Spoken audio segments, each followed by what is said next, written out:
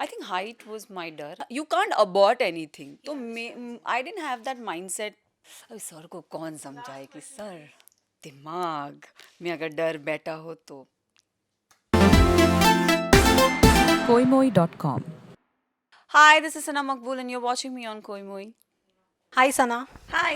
welcome to Koi Moi. Thank you so much for having me. I know it's a very tiring day and It is. everything. But how are you feeling? Like we've seen your trailer, your teaser of what your stunts are going to be like in Khatre Ki Khiladi. But if you have to summarize your journey in Khatre Ki Khiladi, what would it be like? I think my journey in Khatro Ke Khiladi has been exciting, thrilling, adventurous, daring. डर से भरा हुआ. तो बहुत सारी ऐसी चीज़ें थी जो मैंने खुद फर्स्ट टाइम की हैं and I really really enjoyed it. So I think ये जो हमने नया टैग दिया है डर वर्सेस डेयर, ये हम डिफाइन ज़रूर कर रहे हैं. Dar or dare? Which were you most scared of? डर.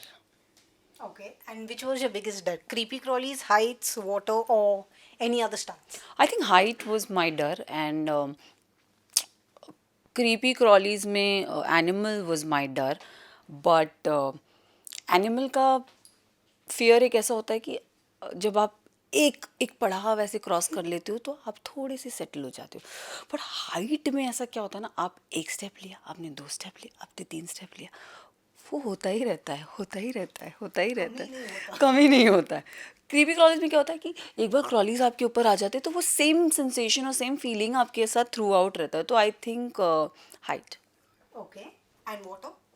वाटर ऑफ कोर्स, बट मैं बहुत कंफर्टेबल हूँ पानी में. मुझे पानी में तैरना तो नहीं आता, बट पानी में ऐसे खेलना 5 फीट के पानी में जो मेरे इतने आधे तक आता हो, मुझे वो उतना ही अच्छा लगता है. बट यहाँ पे मुझे बहुत सारी ऐसी चीज़ें करने मिली जो होती नहीं है. मैं करनी मतलब मुझे स्विमिंग नहीं आती. So I think whether it's any water stunts, whether it's under water और वेदर इट्स आपको ऊपर से छलांगी क्यों ना लगानी हो. सो आई थिंक ये सब चीज़ें बहुत एक्साइटिंग थी एंड आई थिंक मैंने अच्छे से की है.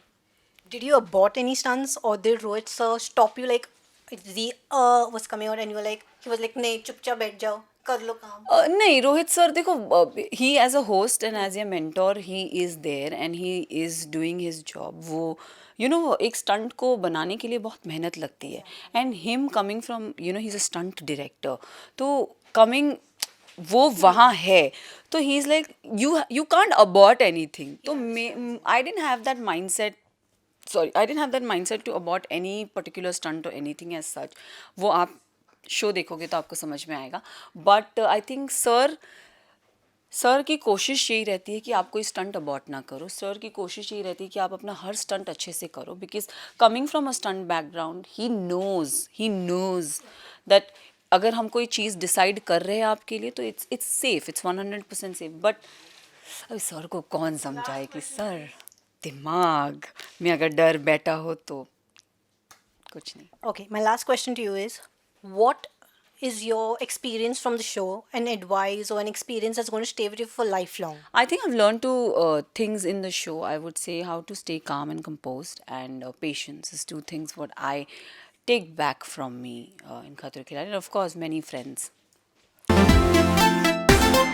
koimoi.com.